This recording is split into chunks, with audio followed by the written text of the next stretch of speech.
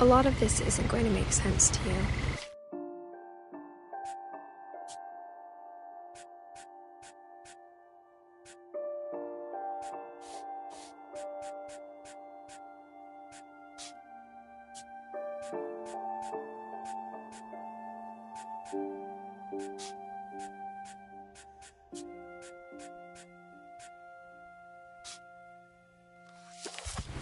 And I'm sorry about that.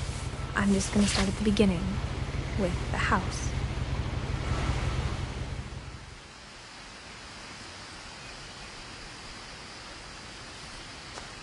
Someone had put up a chain link fence, but it looked like I wasn't the first person to hop it.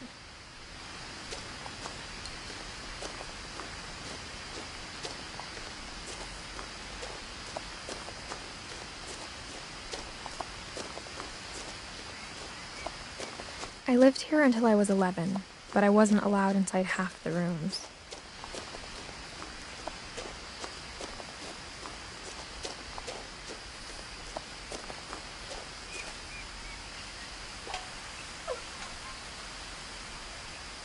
Inside the mailbox were bills from 7 years ago, marked urgent, open immediately.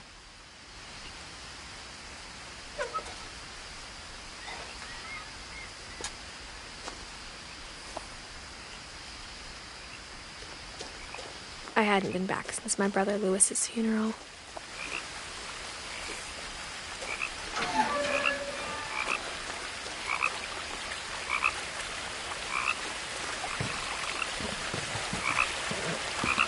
In her will, my mother left me a key, but didn't tell me what it unlocked. Maybe she thought I'd know. Or...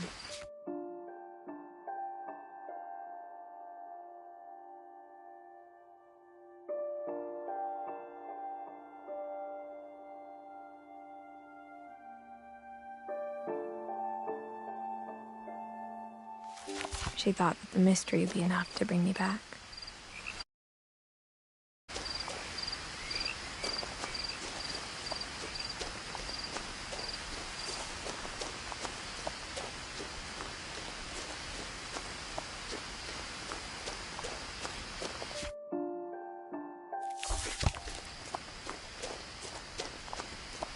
No one had driven this way in a long time, but I saw a few hoof prints.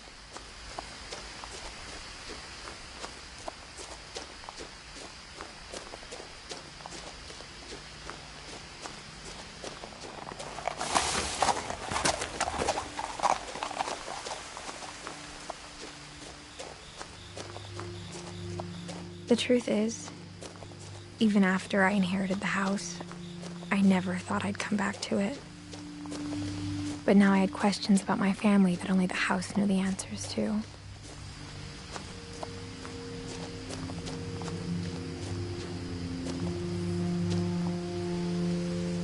The house was exactly like I remembered it, the way I'd been dreaming about it.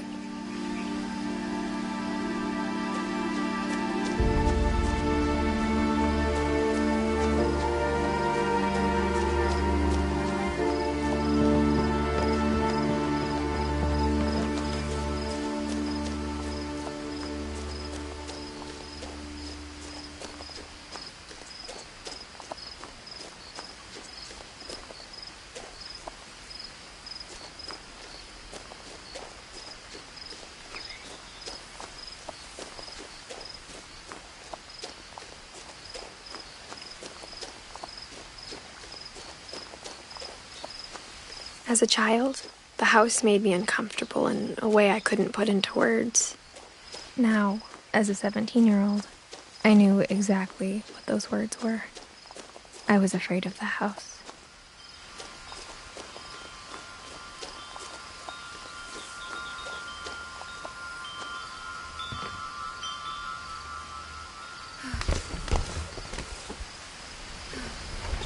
Crawling through the doggy door used to be a lot easier when I was 11. The power had been turned off the night we left.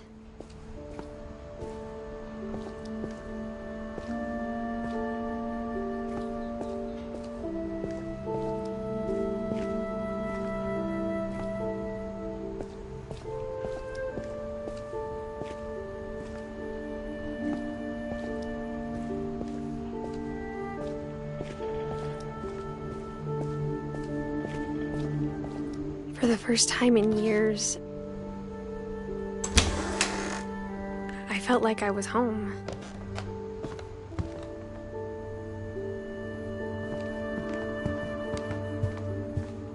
The table was still a wreck from the night we left. It was like a bomb had gone off, killing everyone but sparing the furniture.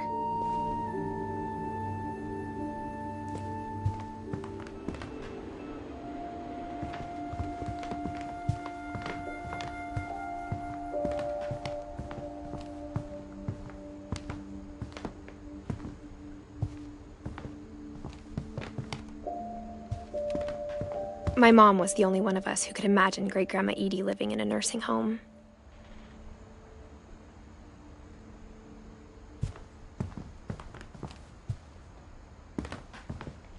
Nothing in the house looked abnormal. There was just too much of it, like a smile with too many teeth. Even the fireplace had a story. Edie told me the bricks came from the original house, after it sank.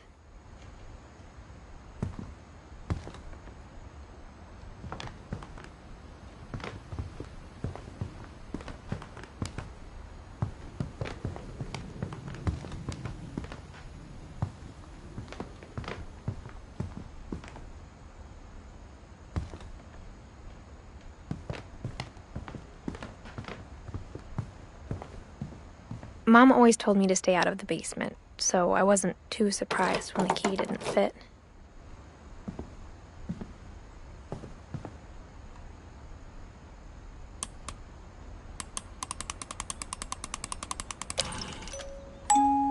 Great-Grandpa Sven built a music box for Barbara, along with the rest of the house.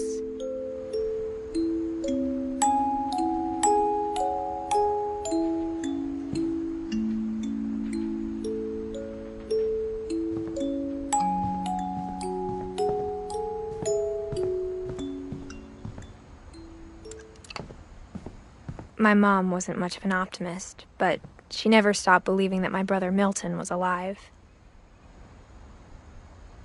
A lot of things got left behind in the whirlwind of that last night.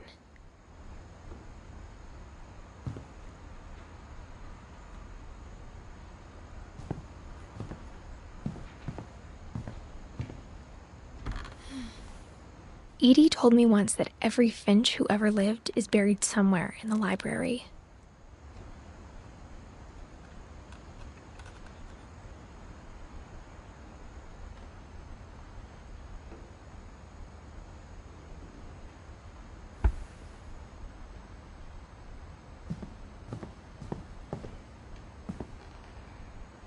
After Milton disappeared, Mom sealed up all the bedrooms.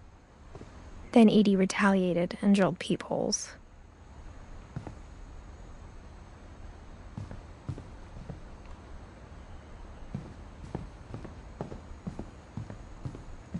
I spent a lot of time playing in Great Uncle Walter's room. I think my mom sometimes regretted not sealing it up. Louis told me there were secret passages, but I never believed him.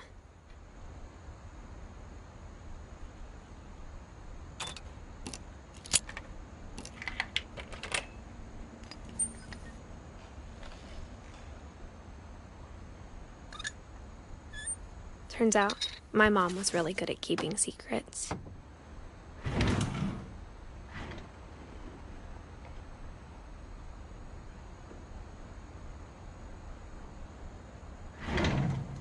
Now it was time to find out what my mom had been afraid of.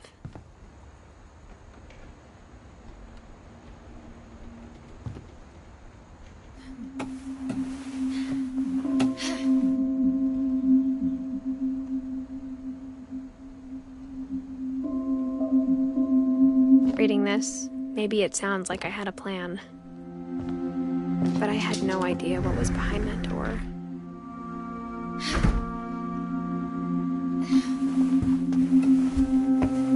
Just like I had no idea where all this was gonna lead.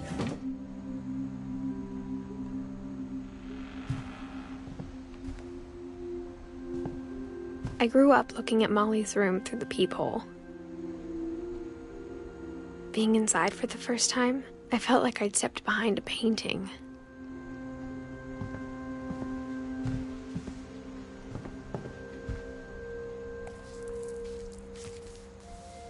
December 13th, 1947. Dear Diary, I'll be gone soon, but I wanted to tell somebody about what's gonna happen. It started when Mom sent me to bed without dinner.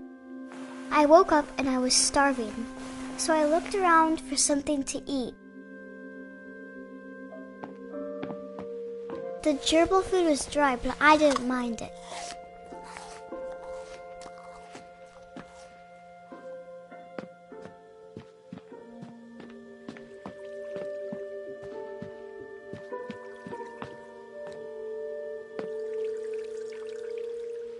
I thought about eating Christopher, but I held back.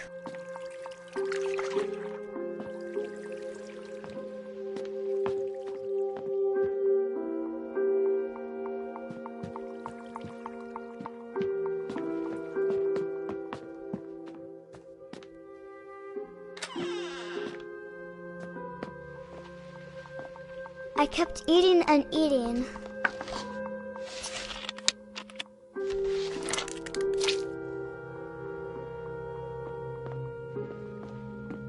I ate a lot of things that night.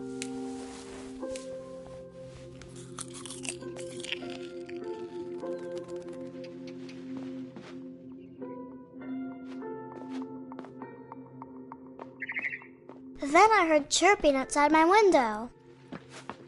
It was a barn swallow going back to her nest. I reached out for her.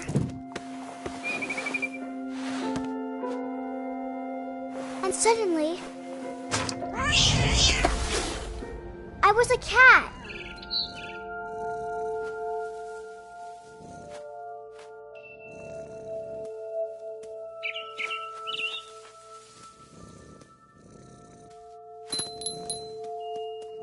I tried to be quiet, but the bird was really scared.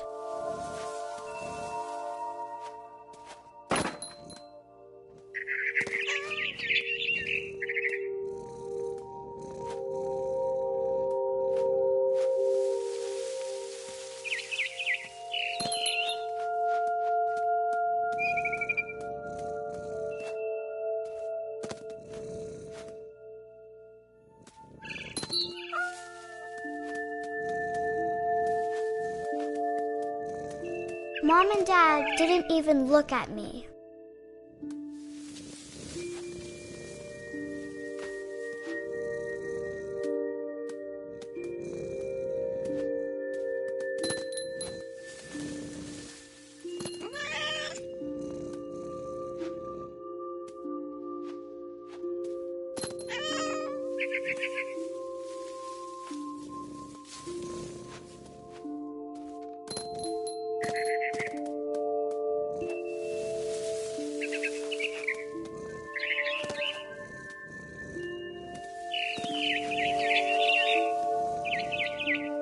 I jumped and I almost got her.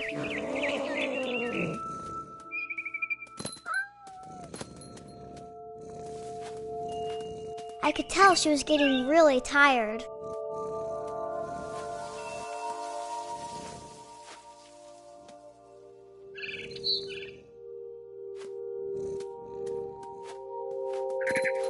Now I was up in the big tree. I promised Dad I wouldn't climb it anymore. All I cared about was eating that mama bird. I gobbled her up. And suddenly, I was an owl. First, all I heard was the wind. Then I heard little teeth nibbling in the grass.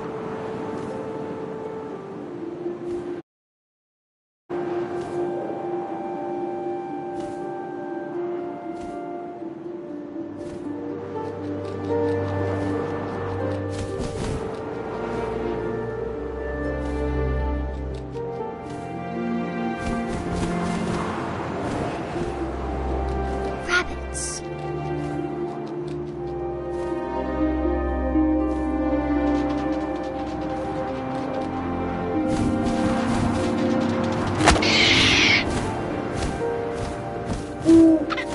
I imagined his face looking up and seeing mine through my talons. I swallowed him up, and I didn't chew one bit. Then I flew off to find something bigger.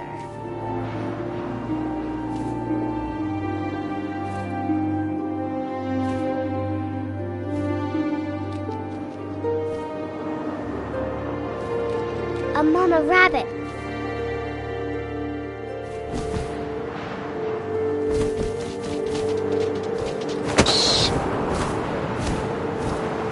She was almost too big to carry. I started choking, but I couldn't stop eating. And suddenly, I was a shark.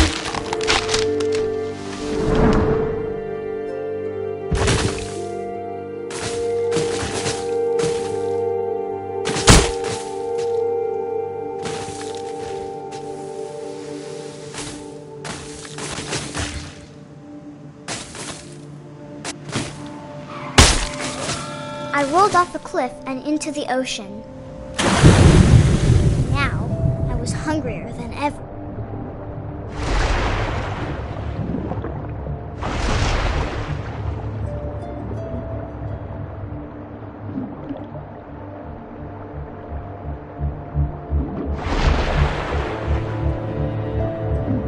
I wanted fat, juicy seals.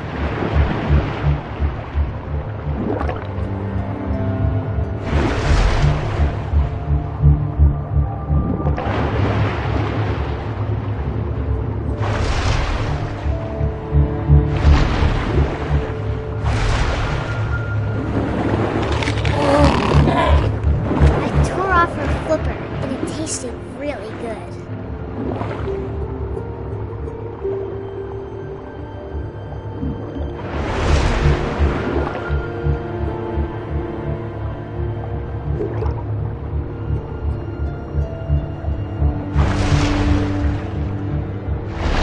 Grabbed on tight, but I was so hungry I jumped out of the water. When I opened my eyes, everything had changed.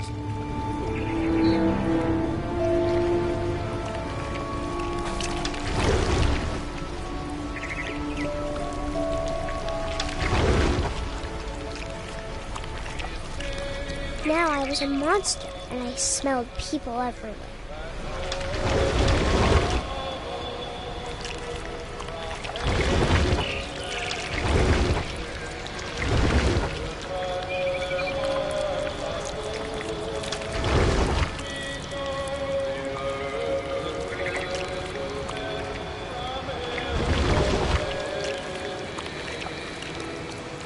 I was big, but I moved real quiet.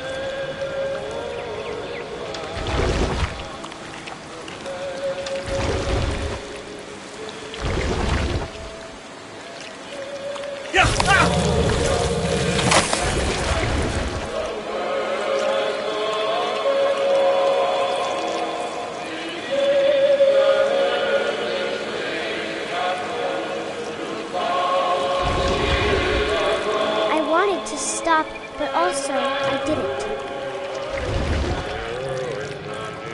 Drunken sailor, what shall I do with a drunken sailor?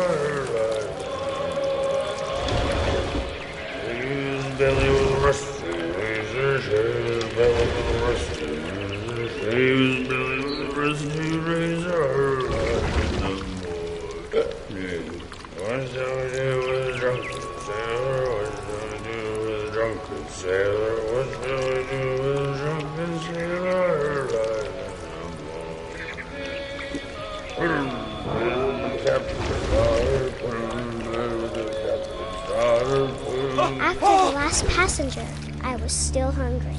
And across the water, I smelled something new. Something I had to have, so I swam towards it.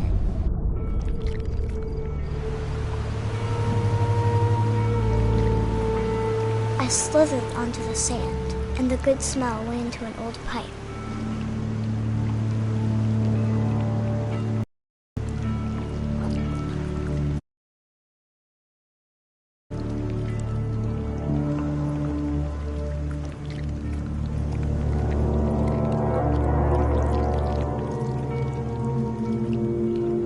I got closer and closer.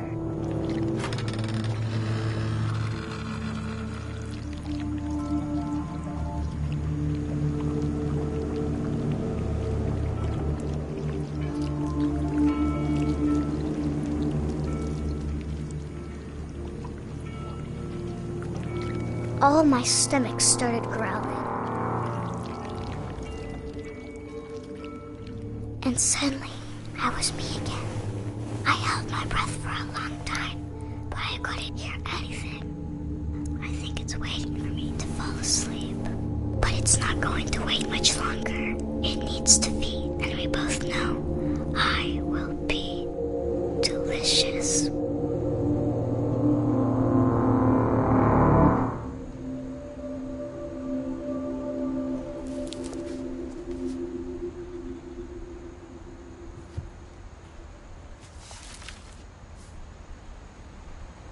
I'm not sure if I believed all of that, but I'm sure Edie would have.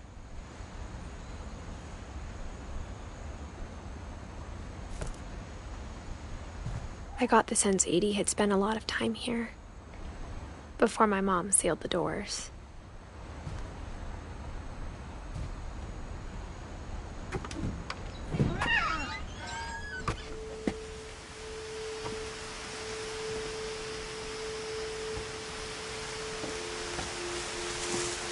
This will be obvious later, but my mom never told me any of these stories.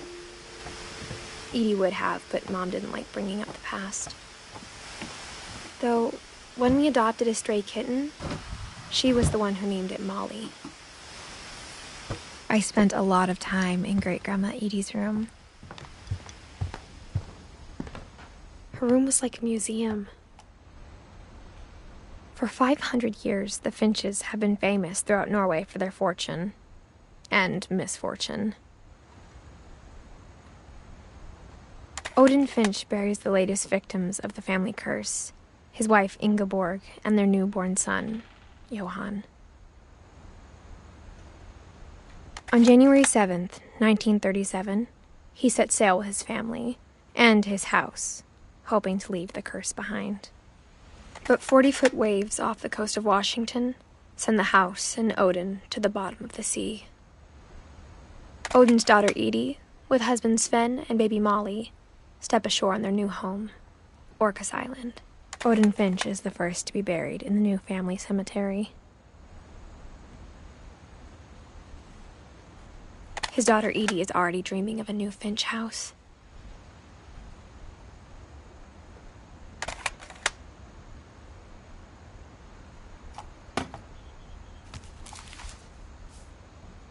Whatever's wrong with this family, it goes back a long ways.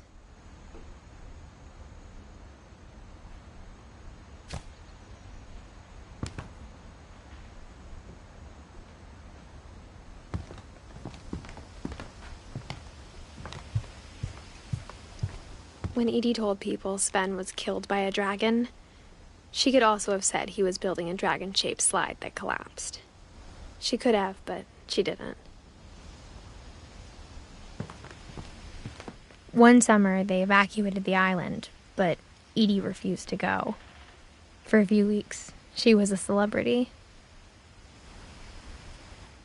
I hadn't thought of myself as Edith Jr. for a long, long time. Edie gave a big interview about a mole man living under the Finch house. My mom was furious.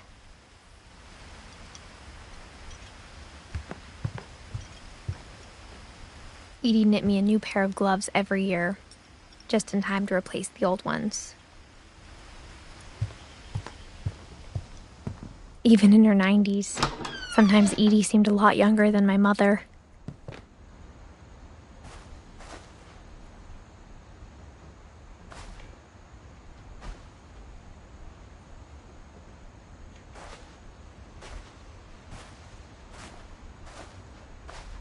The only trace Grandpa Sam's first wife, Kay, left on the house was the pink bathroom.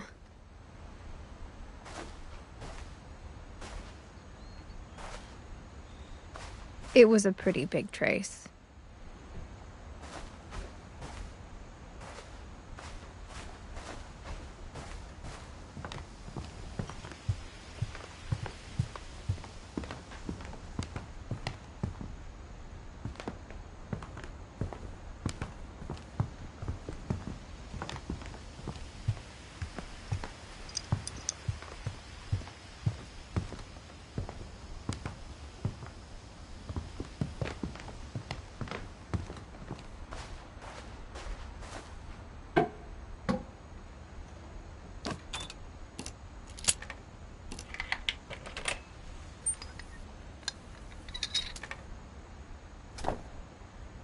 There's a secret in this bathroom. It's in the last place you would look. It isn't in the cupboard.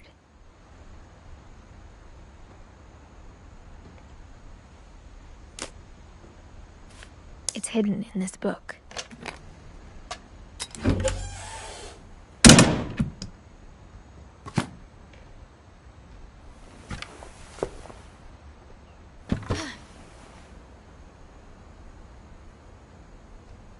Sven gave Sam an old camera he'd refurbished. He never put it down.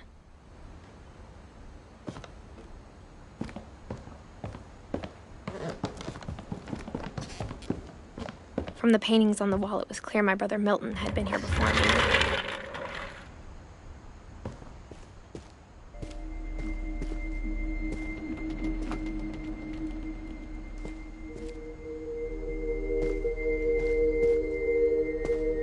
I knew Grandpa Sam had a twin, and that he never talked about him.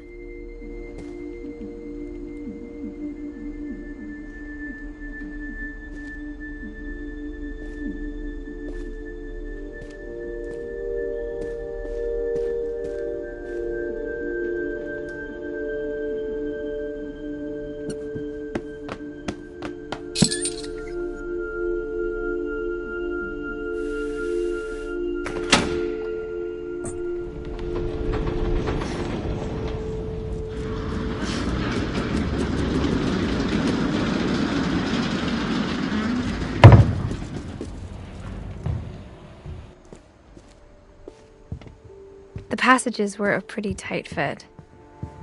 They'd obviously been built for smaller hands and bellies.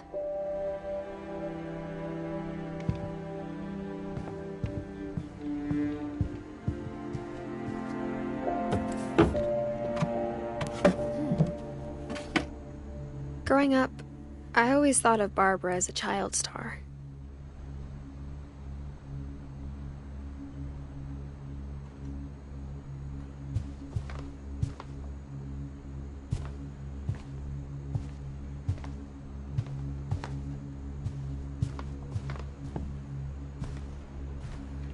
I never thought about how hard it must have been for her afterwards.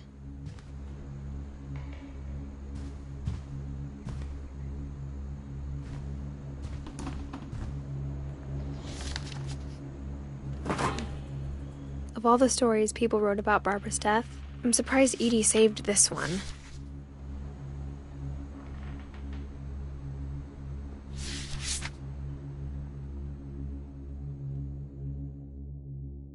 Old Jack here with another ghastly tale inspired by America's most unfortunate family. I'm calling it The Surprise Ending of Barbara Finch.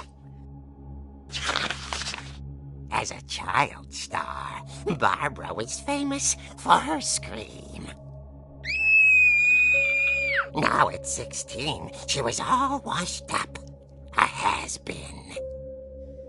But in a lucky break, she'd been asked to perform her signature scream at a local convention for monster movie fans. It was just the boost her career needed. Unfortunately, her scream hadn't aged well. Getting better. I think you just need the right motivation. her biggest fan and current boyfriend, Rick, was about to demonstrate when... Now that was a great scream. It was Barbara's father, Sven. He'd slipped into a table saw and had to be rushed to the emergency room. So Barbara got stuck babysitting her youngest brother, Walter. Her convention comeback was cancelled. Okay, I'm hearing frustration, but I'm not hearing terror. What if I tried... A gang of hoodlums in Halloween masks have been terrorizing Orcas Island tonight. Police are urging residents to... That came from the basement. You're right! Also, I loved your delivery on that. Why is your basement door locked?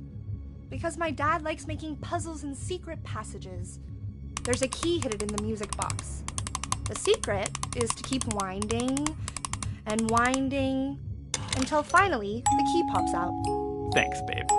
I'll be back in a sec. 20 minutes later, Rick hadn't returned. So Barbara went to look for him, right on cue.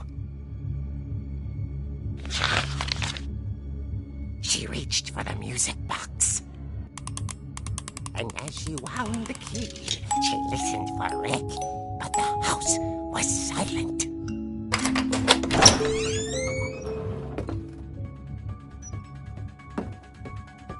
Rick? She found Rick's crutch and imagined the worst.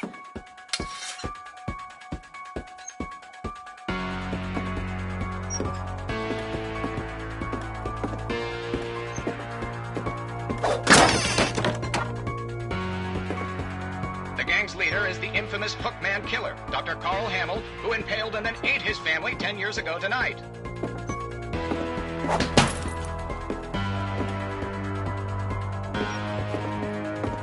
The old fridge rattled and grew still. Oh dear!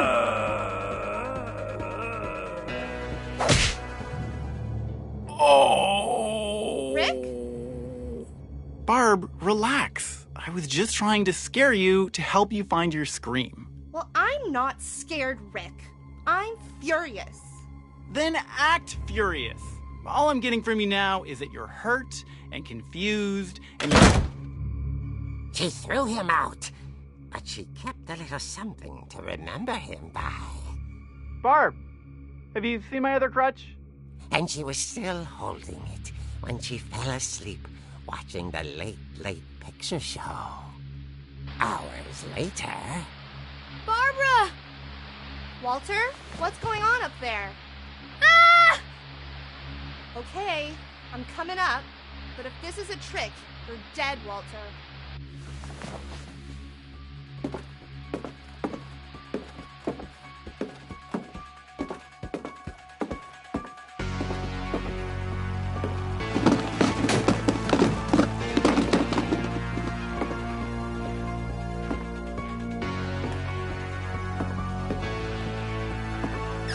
Walter, are you there?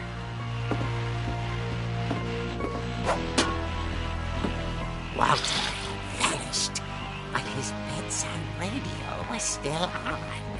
Orcas Island police describe the man as 6 feet tall, with a steel hook for a hand. Residents are urged to lock all doors and windows and notify the police of any suspicious activity. Barbara turned, saw the hook man, and was speechless. He was quite smashing. And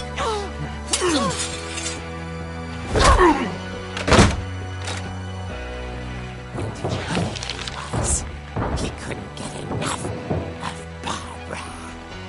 Okay, Barbara, there's gotta be another way out of here.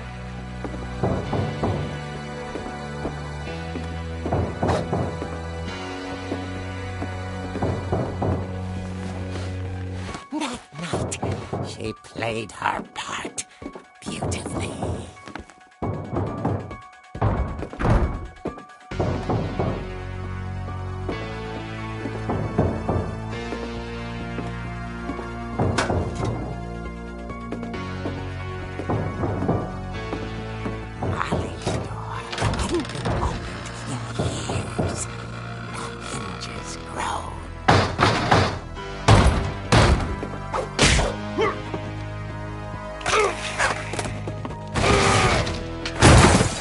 wasn't moving, but she sensed the story might not be over yet.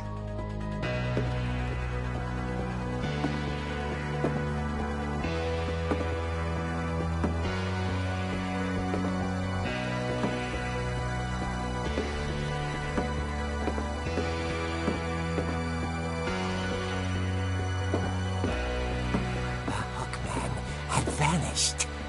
She listened for his breathing, but all she heard was...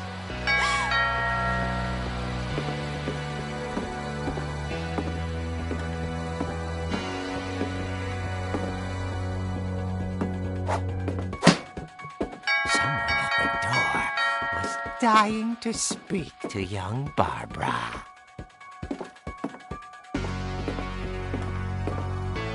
At the door, she heard whispering. It was coming from inside the house.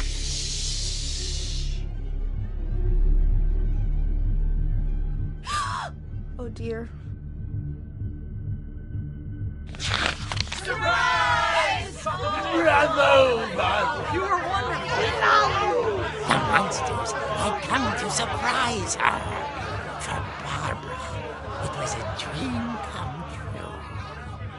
Then she saw what kind of monsters they were, and she realized what was about to happen. She was going to be famous. And with her final breath, Barbara Finch gave the performance of her life.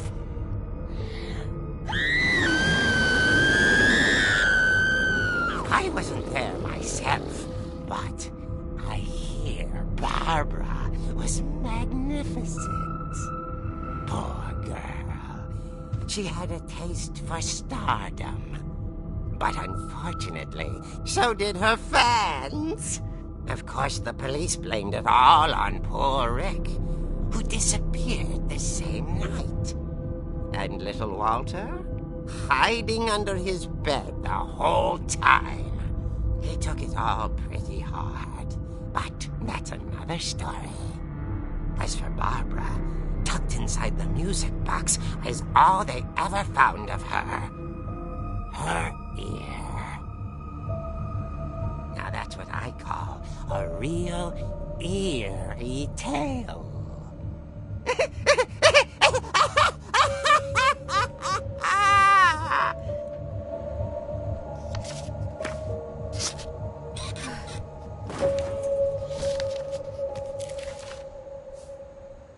Edie told me all Barbara wanted was to be remembered, as absurd as that comic was.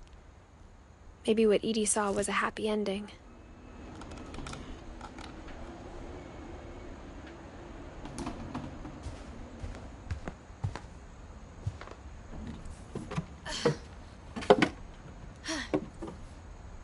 I guess now I know why Mom didn't like me playing with the music box.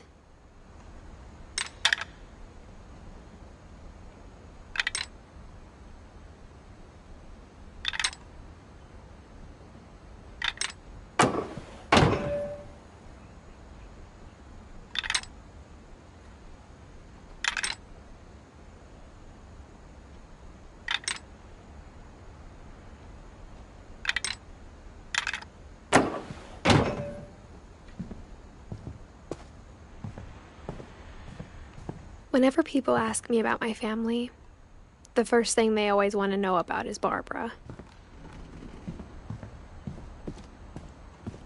Mom must have locked the third floor stairs on the night we left.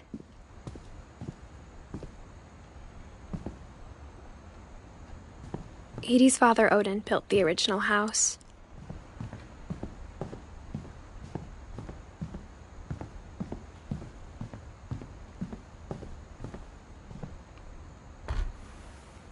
As a kid, I just assumed every house had peepholes and sealed rooms you weren't allowed inside of. It's funny.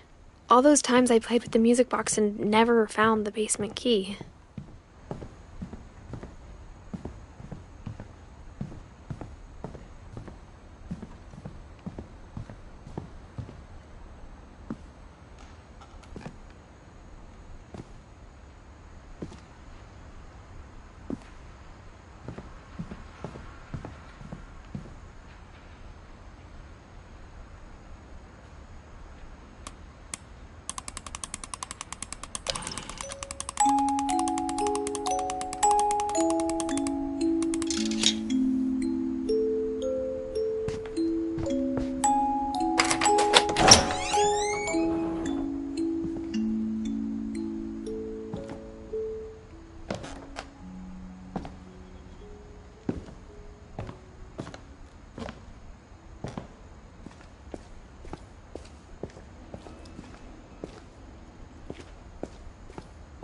Mom said the basement was off limits, unless I wanted another tetanus shot.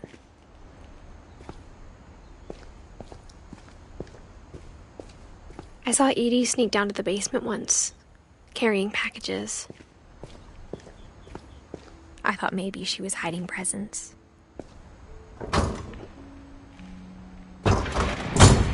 It turned out she was hiding a lot more than that.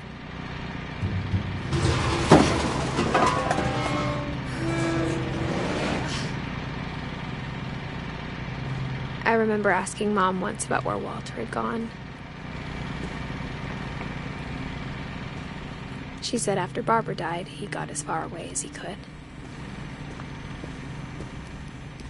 If there's a pattern in all these stories, I think it's that none of us has gotten very far.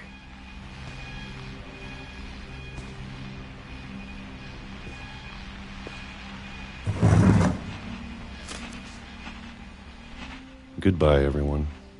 I can't believe I've been down here for 30 years. On that first day, after the shaking started, I didn't think I'd survive a week.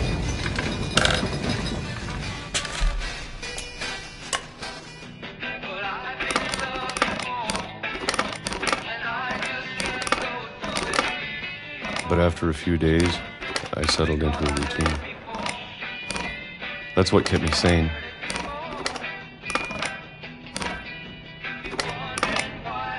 Having a schedule, living for today. I always expected to be dead tomorrow. But if you wait long enough, you get used to anything.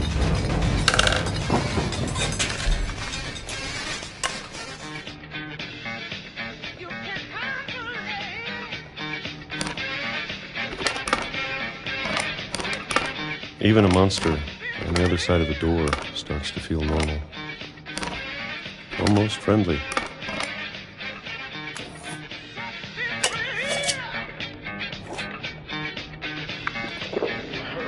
And then one day, everything just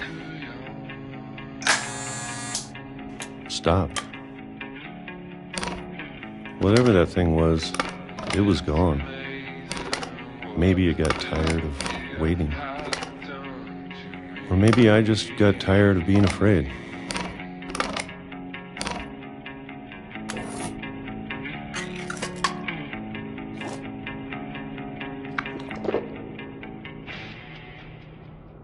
It's been a week now, the longest in 30 years. I'm done waiting. I have to leave while I still can.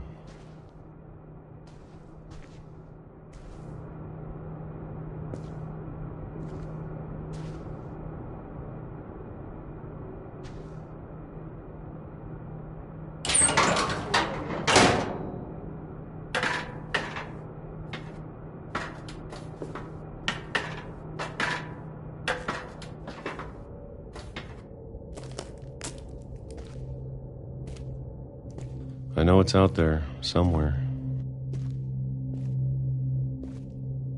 Whatever killed Barbara and Molly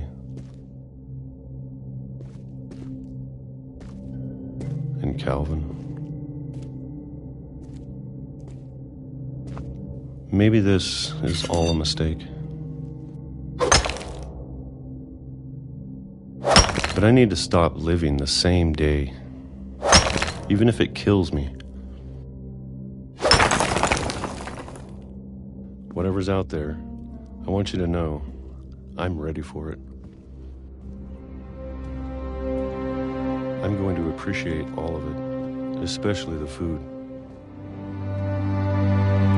I don't mind if I only have a year left.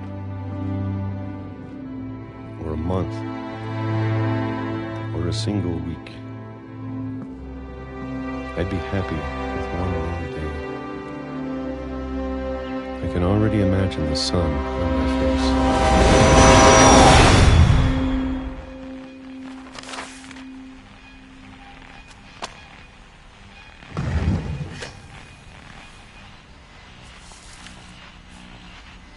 Walter died when I was 6.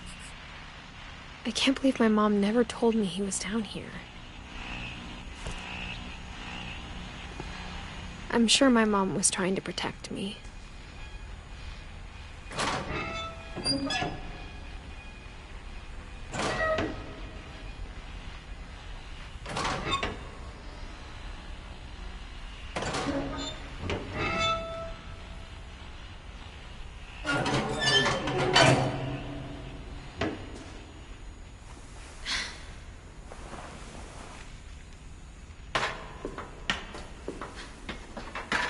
Maybe she was afraid I'd end up like Walter. But if she never told me about an uncle under the house, I can only imagine what else she was hiding. I don't want to make the same mistakes she made. Trying to bury something that's still alive. Now that there's only one of us left, or maybe 2, I thought it was time I heard the stories for myself and found out what happened to everyone else. But now I'm worried the stories themselves might be the problem. Maybe we believed so much in a family curse, we made it real.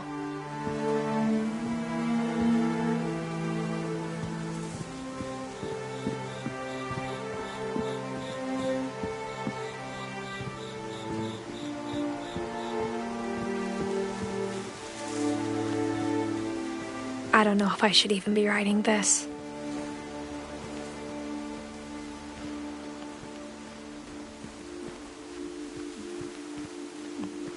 Maybe it'd be better if all this just died with me.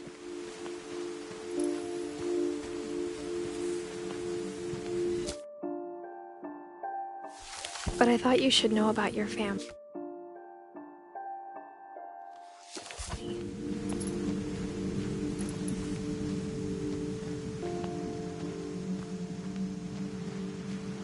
And the history you're a part of. Though to be honest, I feel as lost as you probably do right now.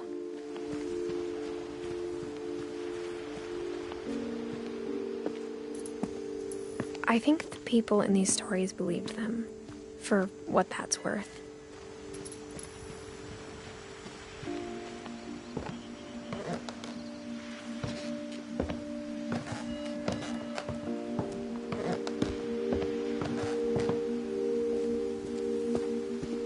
Look at the house. That history of imagination and stubbornness and madness. Any of it seems possible.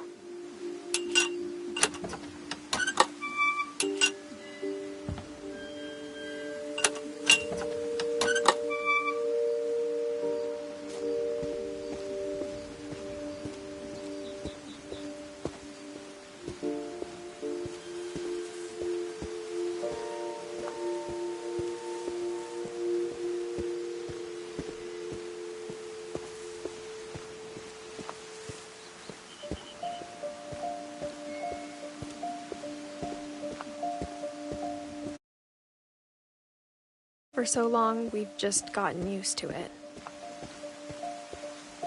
What kind of family finishes building a cemetery before starting the house?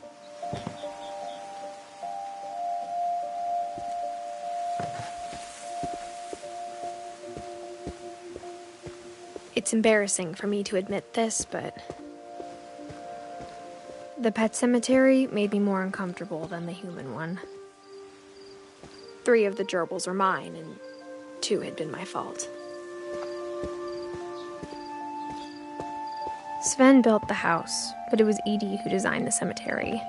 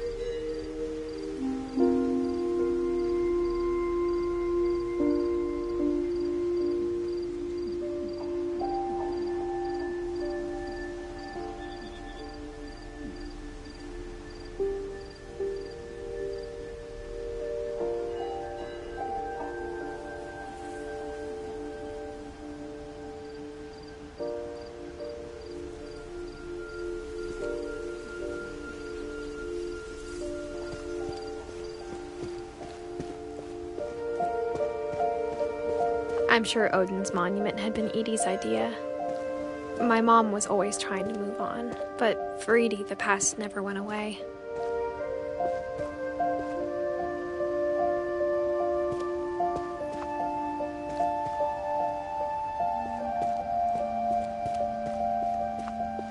She could see it poking out of the water at low tide.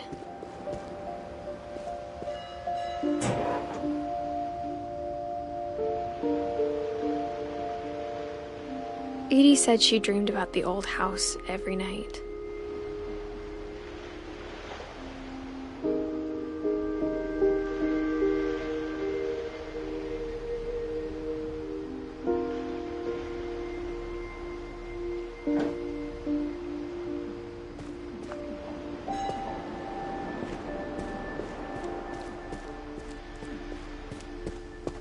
Edie's side was always easier for me to understand. But the older I get, the more I can see where my mom was coming from.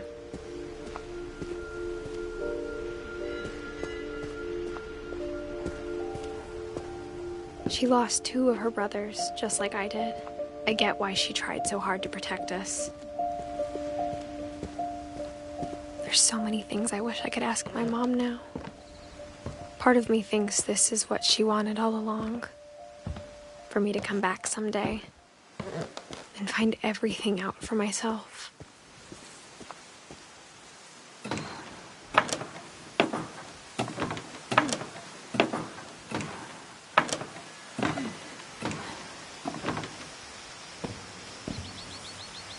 But looking back on it now,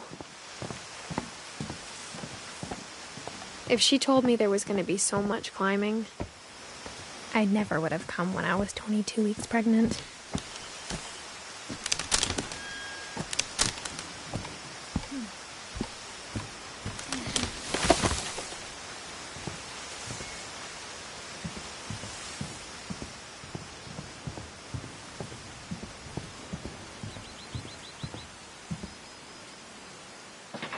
I never met Grandpa Sam, but I think he and my mom had a lot in common.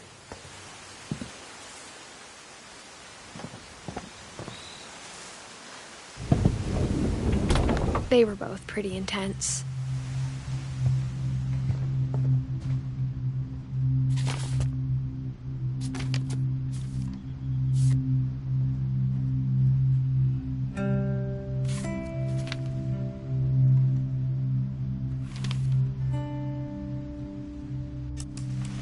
Dawn, I promise, you'll never forget this weekend. Yes, sir. These memories are gonna last a lifetime. Am I gonna have to shoot anything? It's a hunting trip, Dawn. Shooting is strongly encouraged. Perfect. It's gonna rain the whole weekend, isn't it? I will never forget this weekend, Dad. That's the spirit. Smile, Dawn. Okay, got it. I'm gonna take some pictures, okay? Just be careful. That camera's older than you are.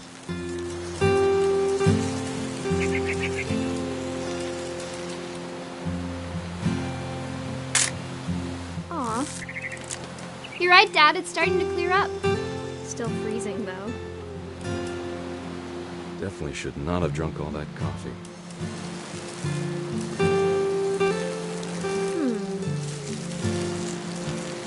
Hey! That's a keeper. Hold still while I take a picture of you. I'm just saying, I'm not always gonna be here, Dawn. You'll need to remember this stuff, if you want to survive. I'll be fine, Dad. You know who else thought he was gonna be fine? Some guy who died. Dawn, I'm being serious. I know, Dad. You're always serious. Doesn't being out here make you want to chill out? Well, to tell you the truth, I haven't been out here in 20 years.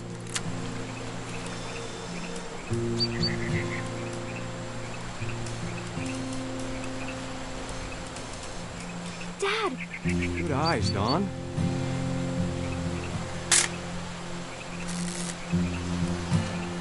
Before you take the shot, let me get a picture of you. Dad, I... Just breathe. Turn off your imagination. Focus on your target.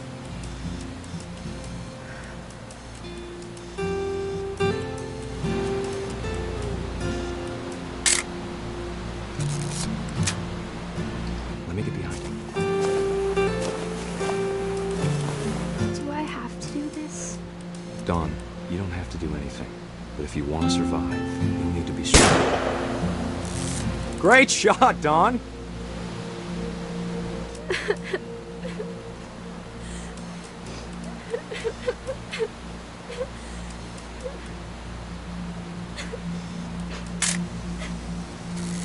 I'm proud of you, Dawn.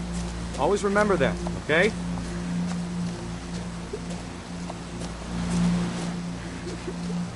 Dad, it's twitching. I think That's it's totally normal, Dawn.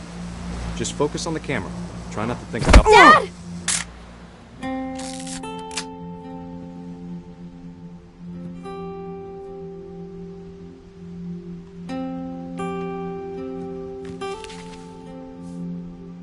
Of all these stories, that's the one I wish most that my mom had told me.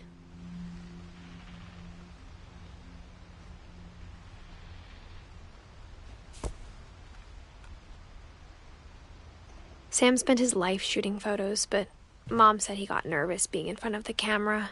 I guess we're all afraid of something.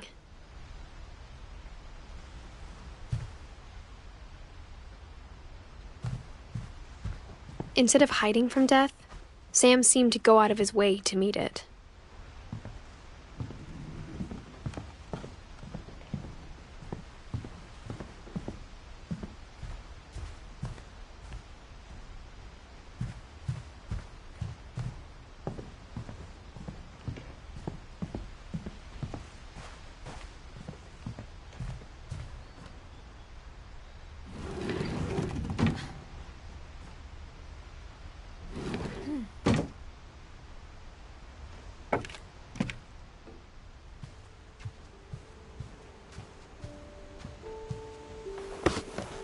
After Sam died, my mom and Edie got really close. They'd both lost a lot.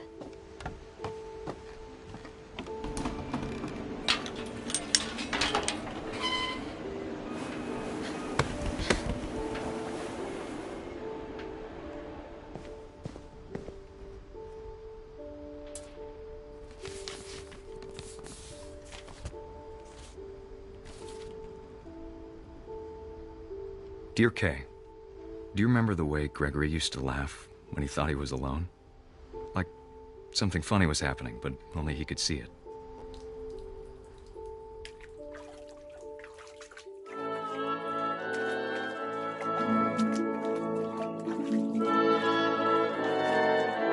I think he saw things the rest of us don't.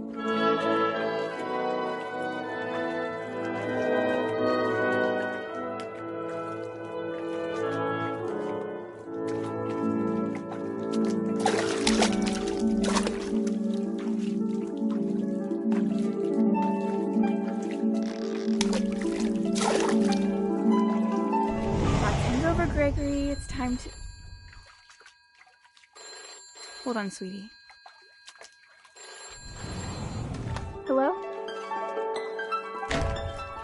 Sam, I told you I don't want to talk right now. I wonder what he saw.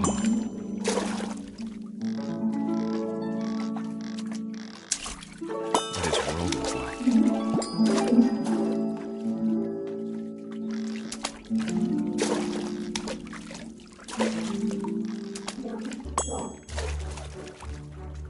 He reminded me so much of Calvin. Lost in his imagination. Whatever it was, he saw.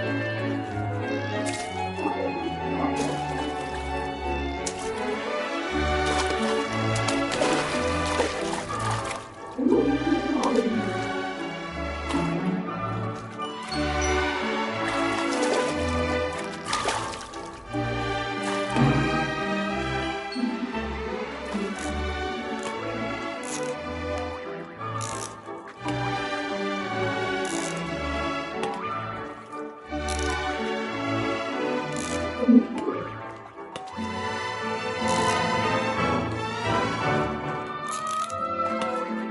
know how silly it sounds.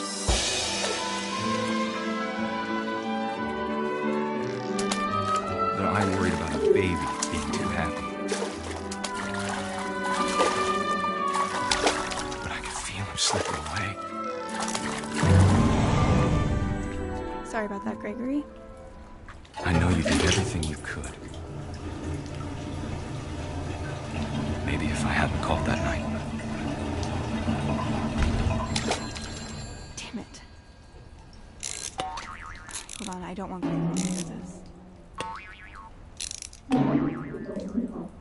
I wish he could have told us about the world he saw.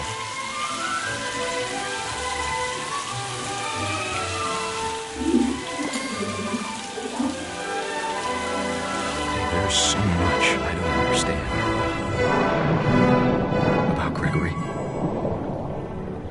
about everything.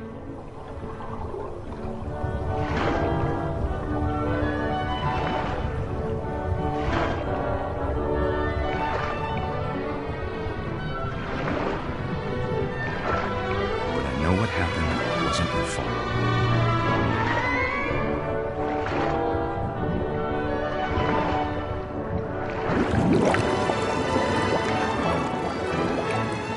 I'm sure he's happy. And he'd want you to be happy too. Good luck, Kay. Love, Sam.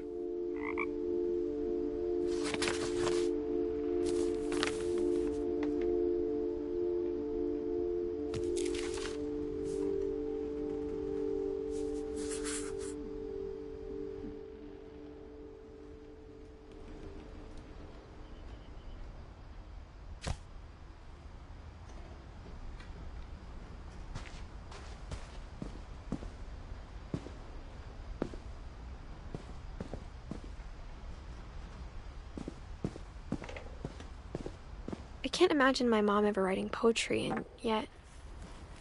A poem for Gus, who always said the wedding was a bad idea.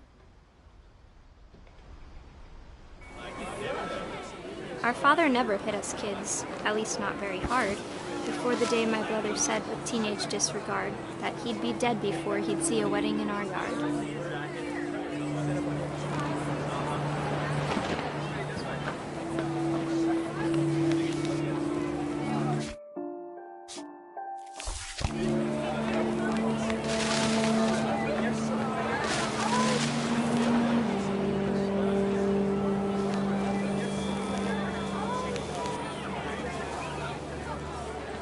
My father made him come, of course, but Gus stood far apart, just flew his kite and bottled up the storm inside his heart.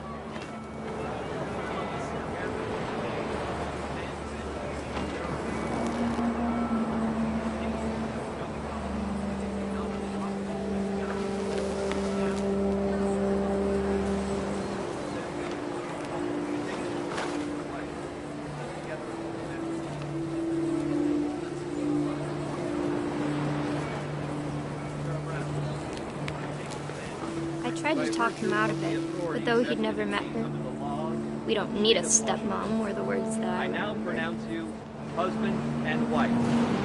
Make his bride.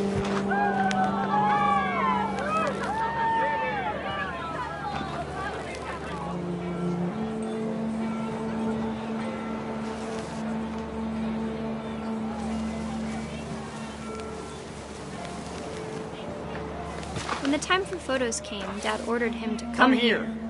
But Gus declined, and as a sign held up his middle finger.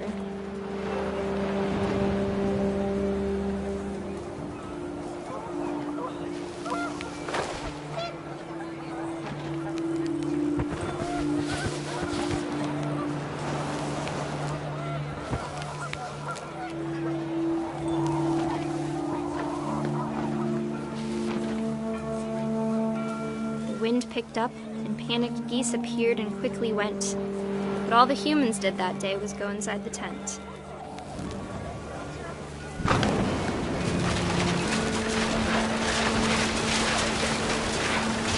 rain came down in buckets then, but no one seemed afraid that nature might destroy the tent our dad had crudely made.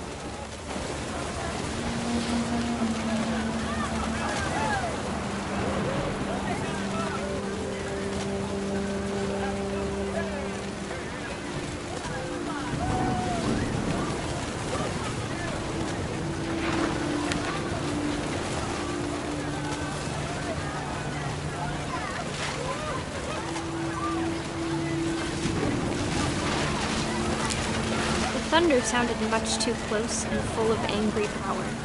But all my father said to this was, "Make the music louder."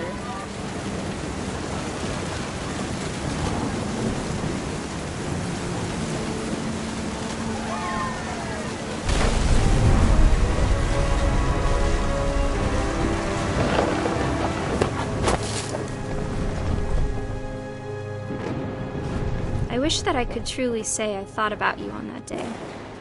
Out there on the beach alone, just you, the wind, the sea, and foam. But I didn't, until we found you.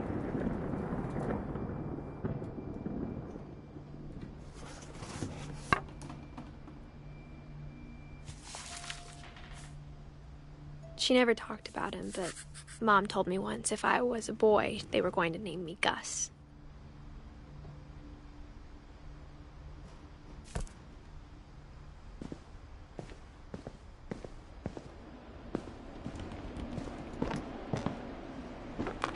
My mom moved up to the loft after her brothers died. At the time, it was as far away as she could get.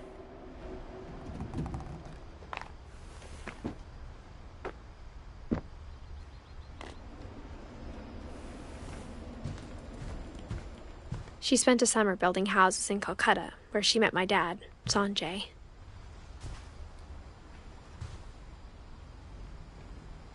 Religion was another thing my mom never talked about, but I think it helped her a lot after her dad died.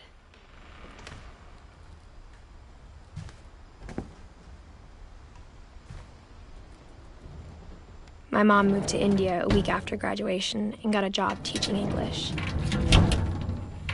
Louis was born a year later.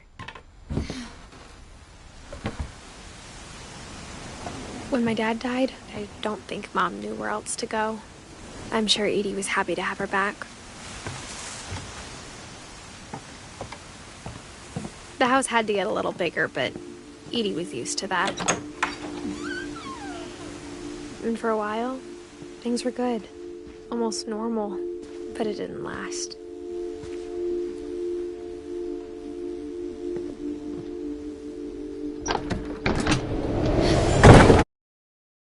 Milton's 10th birthday, when Edie gave him a castle.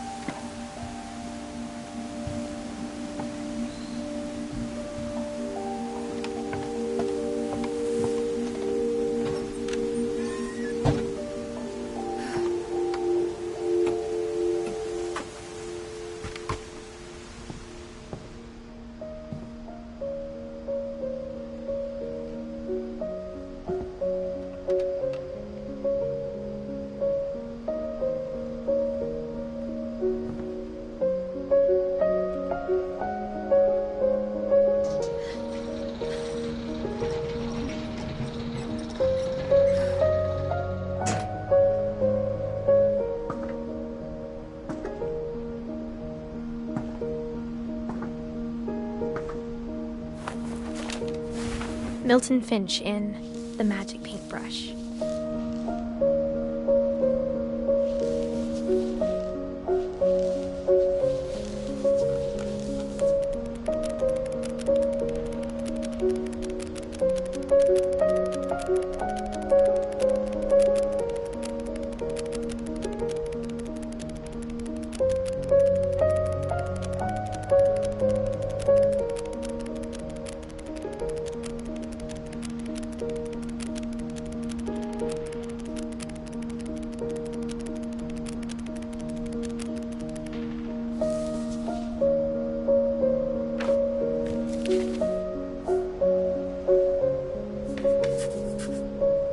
I was 4 when Milton disappeared.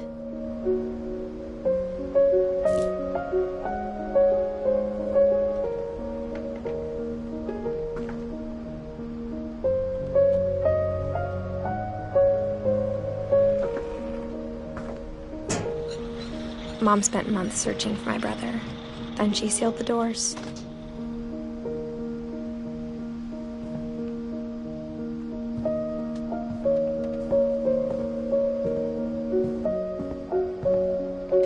Whatever Milton had found in the house, Mom didn't want it getting out.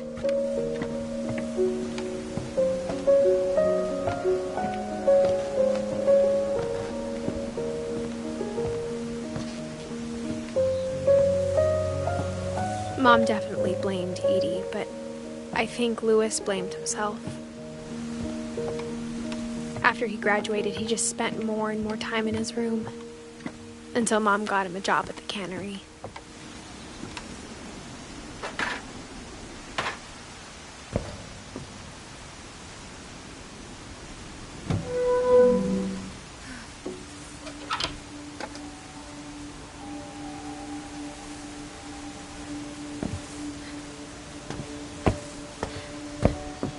Louis's room smelled very, very familiar.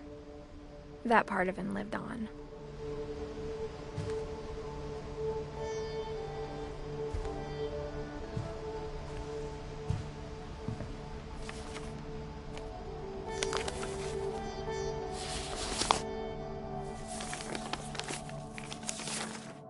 Dear Mrs. Finch, as Louis's psychiatrist, I can understand your desire for an explanation.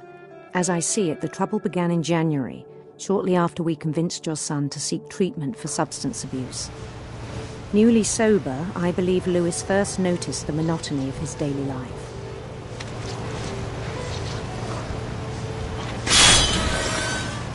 He kept working at the cannery, but he withdrew part of himself. In our sessions, I saw the same behavior.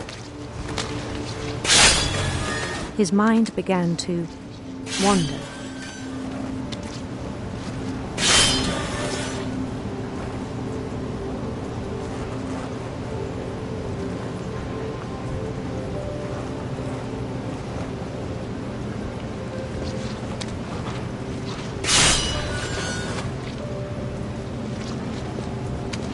I asked him to describe it. He said he started small, imagining a labyrinth.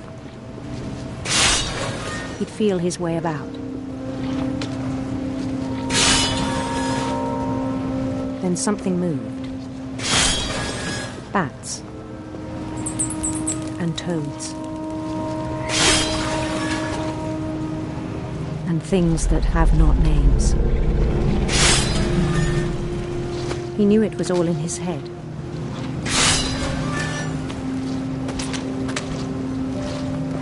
But he took it very seriously.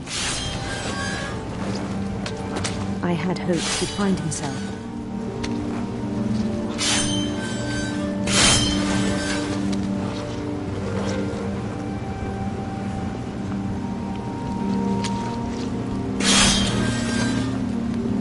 But he found something more.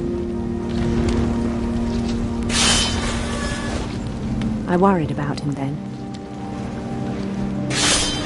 Daydreaming at the cannery.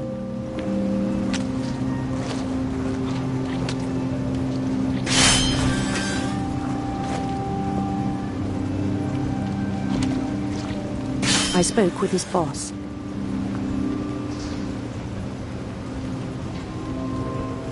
But he said Louis had become a model employee. Methodical, tireless, focused.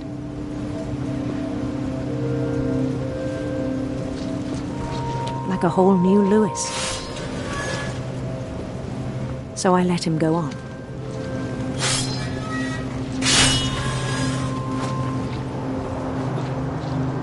I even encouraged him.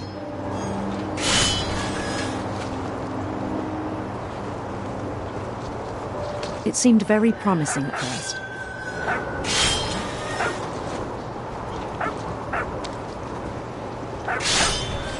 He told me he'd made a new friend.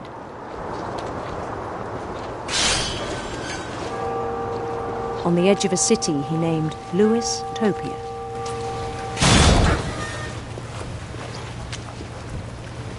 He built the city up slowly, brick by brick. Then he made musicians.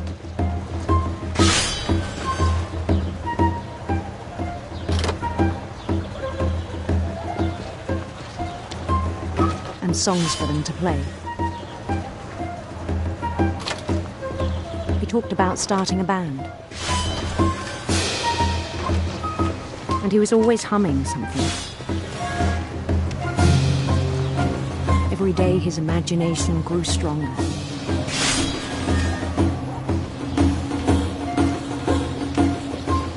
He no longer spoke at the cannery. But his chopping was as reliable as ever. Then one day it struck him that all the cheering crowds, even the stones under his feet, were all in his imagination, so he could do whatever he wished.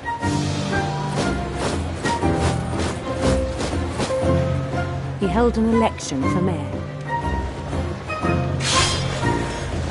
And he won.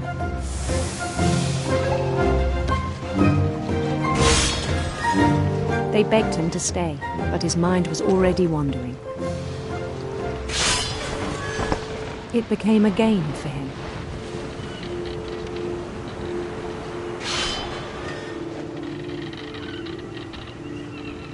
He'd conquer a city, then immediately push on.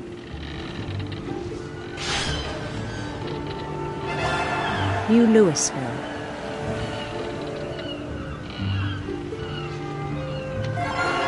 St. Louis. He started drifting away from our reality.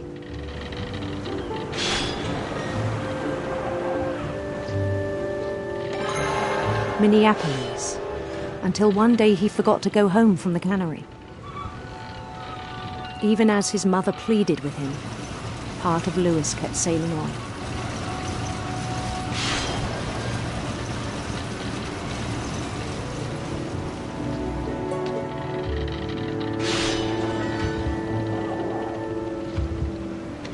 In Louisburg, he heard rumors of a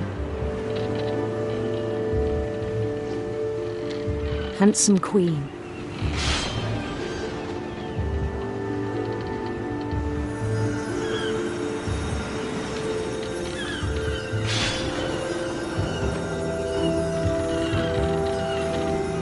The queen was on her own quest for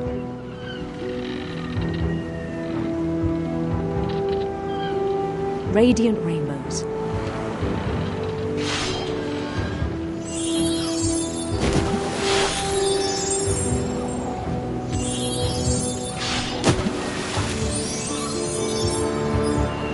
He followed the sound of her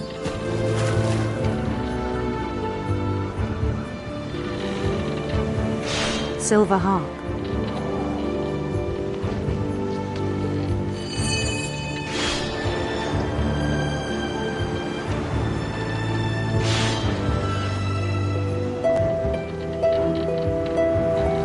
His chase led him to a golden palace east of the sun and west of the moon. Even then, his logic remained sound. He knew the world was all in his imagination.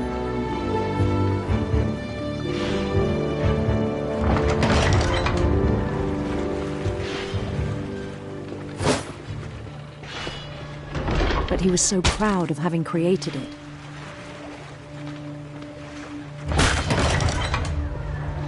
In his own eyes, he'd become something greater than a king.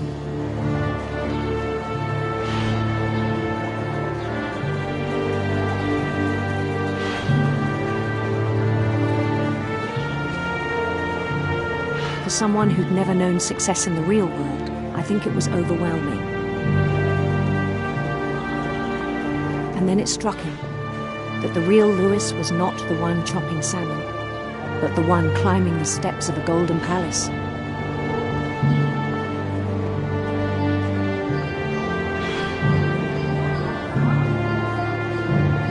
My imagination is as real as my body, he told me. It was hard to argue with him.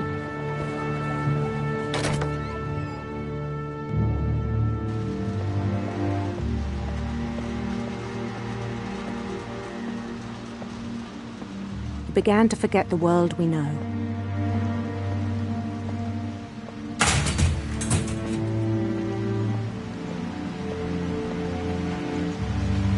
I think it pained him to remember Lewis, the cannery worker.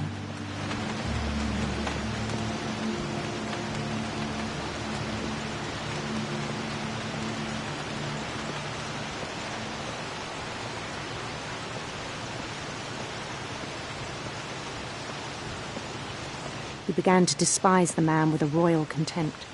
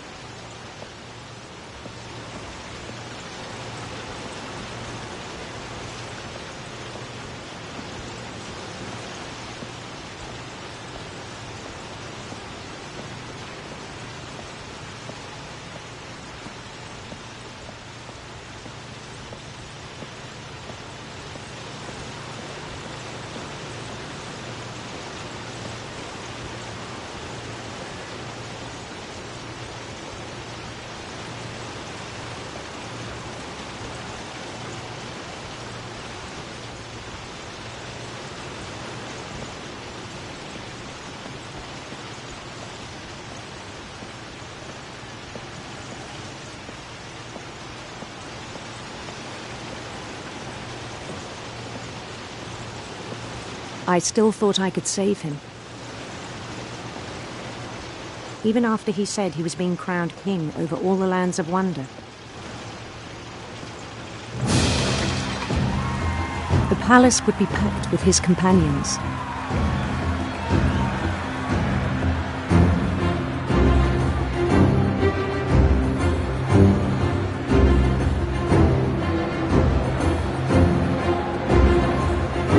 Including the wise Calico who'd insisted on inviting him.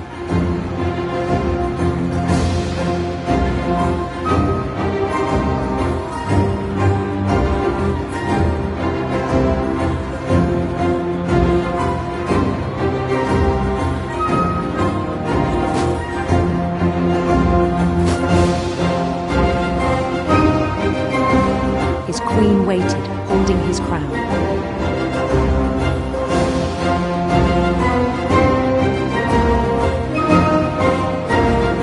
There was only one thing left to do.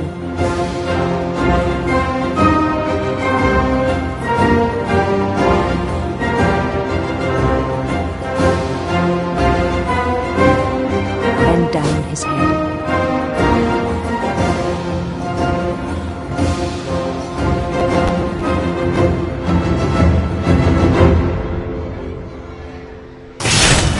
And the rest I think you know.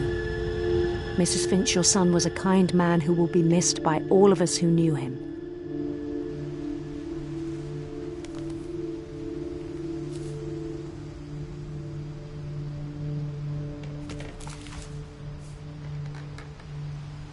My brother was really cool.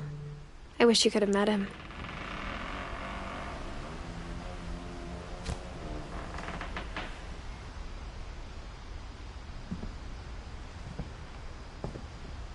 Lewis and I spent a lot of time playing games together, but he was surprisingly bad at them.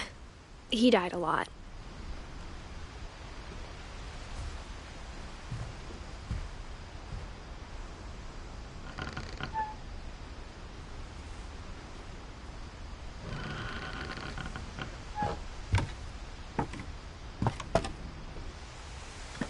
On the way back from Lewis's funeral, my mom told me to start packing.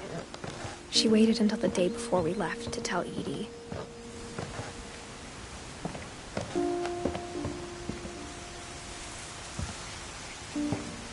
I'm not sure if she wanted to make it easier or harder.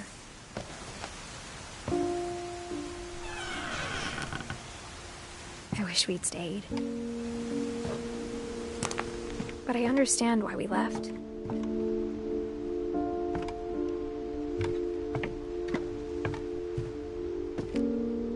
My mom ended up leaving everything behind.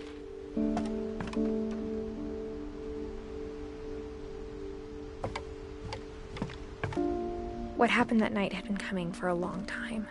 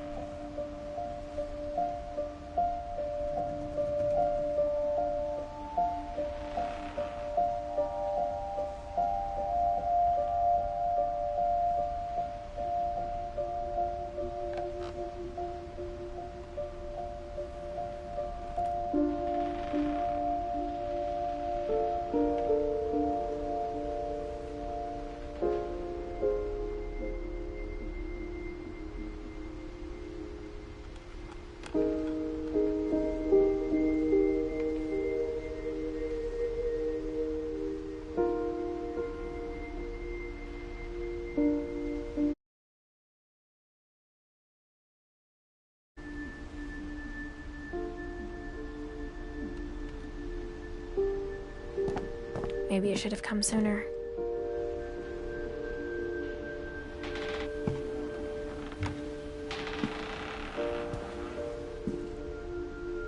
But it had to end one way or another.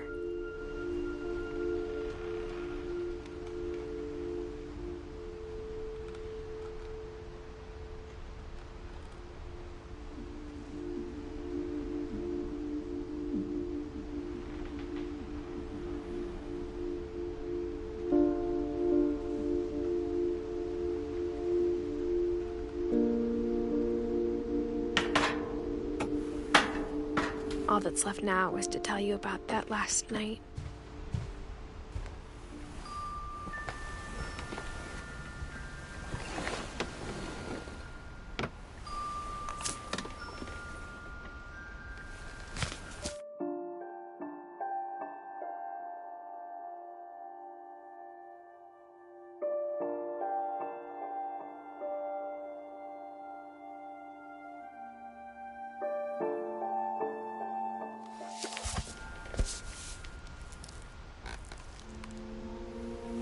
That whole last day, Edie just watched us pack and didn't say a word. Until supper, when she raised her glass and said, "To our final night together, and all our final nights apart." Grandma, you know what I said about alcohol.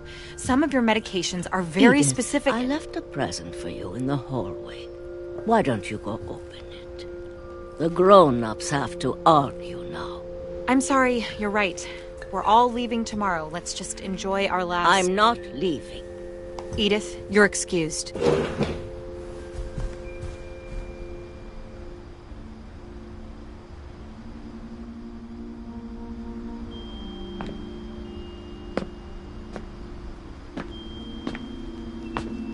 The power had been shut off that morning, but Edie always had plenty of candles. When my mom sealed the library, I don't think she knew about the other entrance. Or that Edie had a key to it.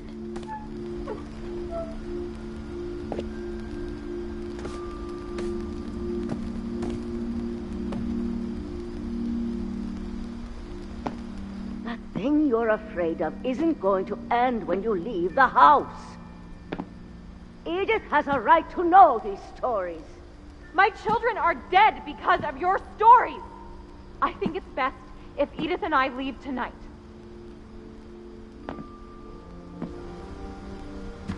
We'll have the nursing home send a van for you in the morning, okay?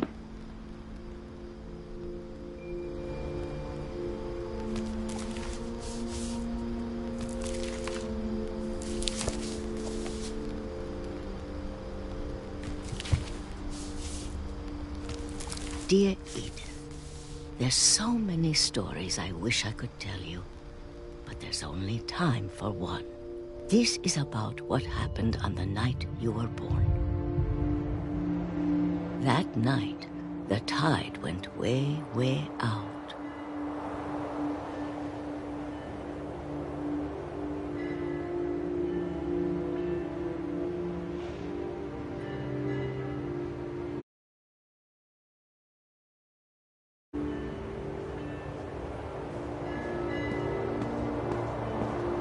It was the first and last time I ever saw the old house aground. There'd been an earthquake out in the middle of the ocean.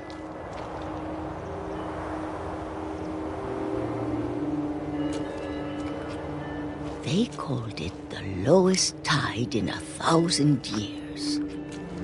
God, it smelled awful. You know, I've seen that house every day of my life.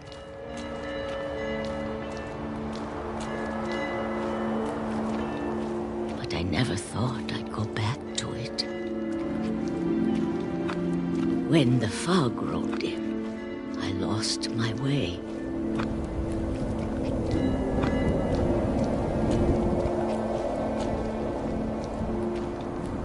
I got turned around.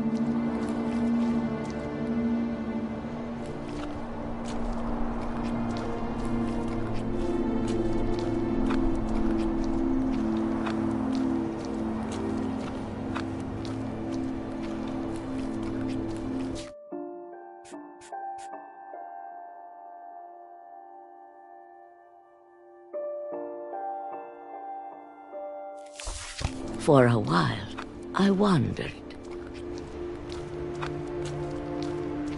I started seeing things.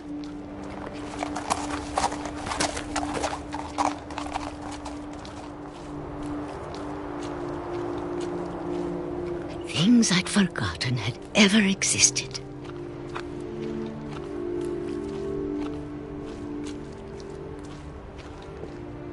But when I saw them, they felt like old friends. That night, a lot of things came back to me. Or maybe I came back to them.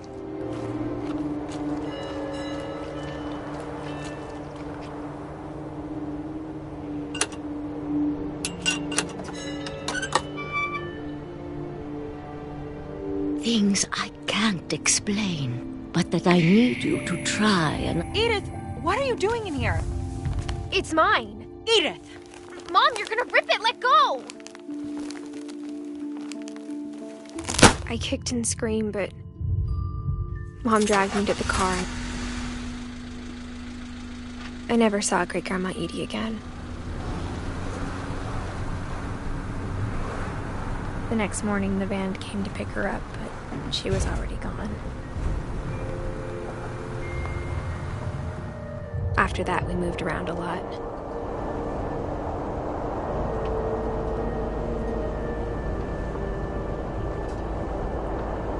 We both tried to make the best of it.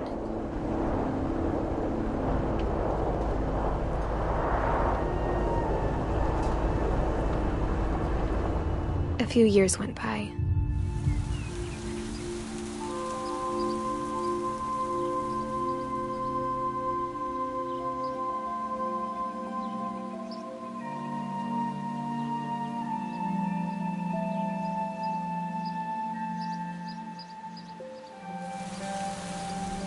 My mom didn't like to talk about it. But she started getting sick a lot. The rest happened pretty quickly.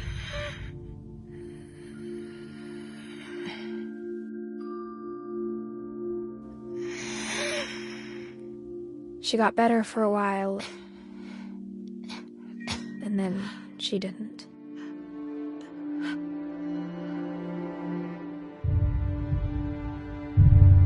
And then I was alone.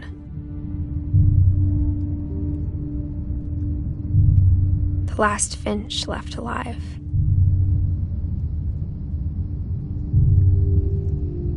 Until I found out about you. I'm still not sure what to tell you about all this. If we lived forever, maybe we'd have time to understand things. But as it is, I think the best we can do is try to open our eyes. And appreciate how strange and brief all of this is.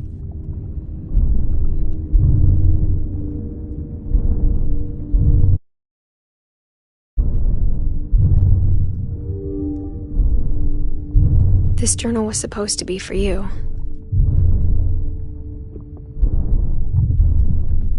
But now I hope you'll never see it.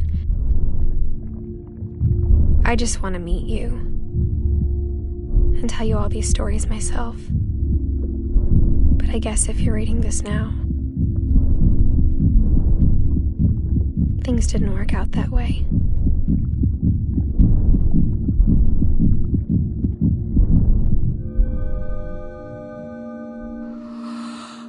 This is where your story begins. I'm sorry I won't be there to see it. It's a lot to ask, but I don't want you to be sad that I'm gone. I want you to be amazed that any of us ever had a chance to be here at all. Good luck.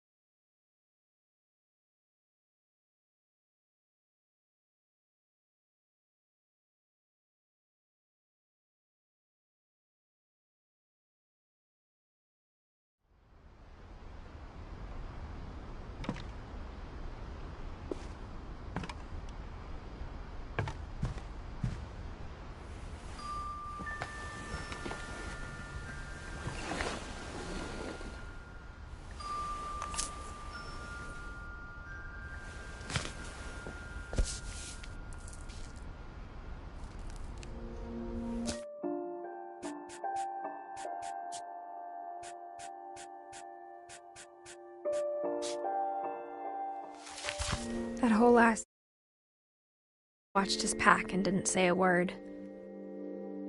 Until supper when she raised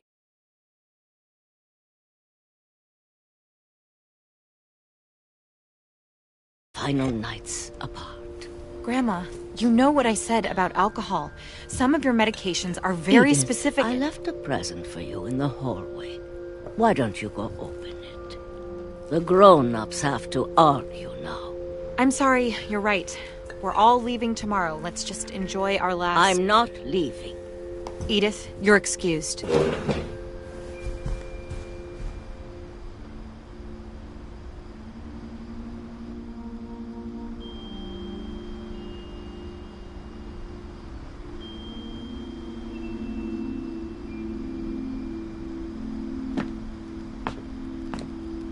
The power had been shut off that morning, but Edie always had plenty of candles. When my mom sealed the library, I don't think she knew about the other entrance. Or that Edie had a key to it.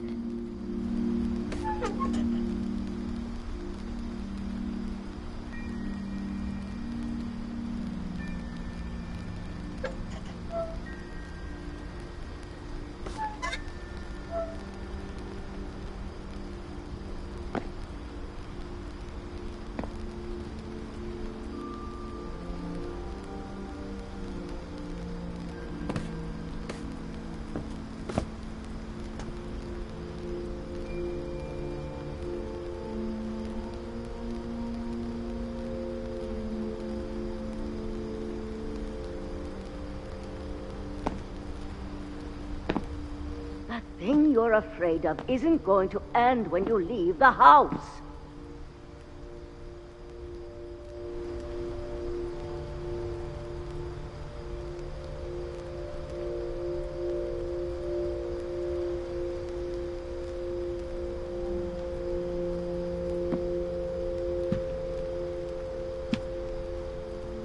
Edith has a right to know these stories. My children are dead because of your stories. I think it's best if Edith and I leave tonight. We'll have the nursing home send a van for you in the morning, okay?